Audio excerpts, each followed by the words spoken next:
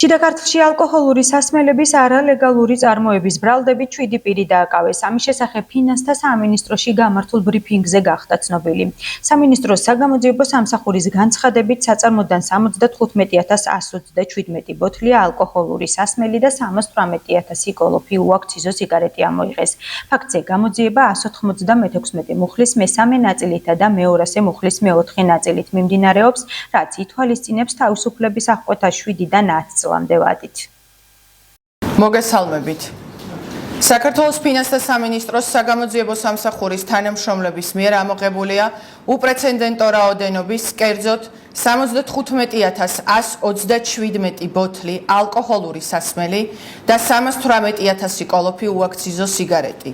დაკავებულია დანაშაულში თანამონაწილე 7 პირი.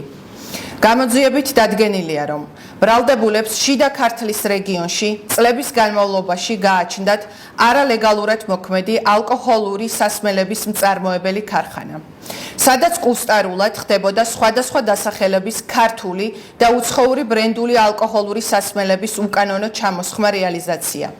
საგამოძიებო მოქმედებების შედეგად ამოღებულ იქნა სარეალიზაციოდ გამზადებული 75,127 ბოთლი უაქციზო ალკოჰოლური სასმელი, კერძოდ არაყი ბელუგა, ბელვედერი, გრეიგუსი, ვისკი ბორკანი და ჩივას რეგალი.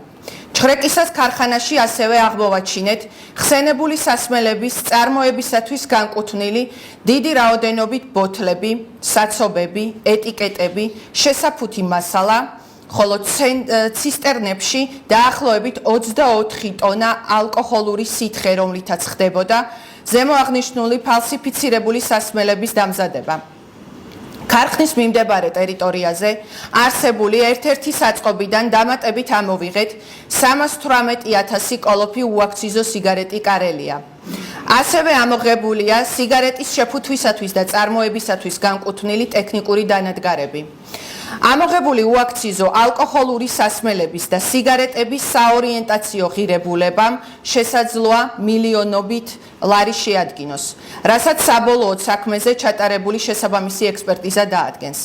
ვაგრძელებთ საგამოძიებო და ოპერატიული ღონისძიებების წარმოებას ორგანიზებულ დანაშაულებრივ საქმიანობაში ჩართული სხვა პირების მხილების მიზნით.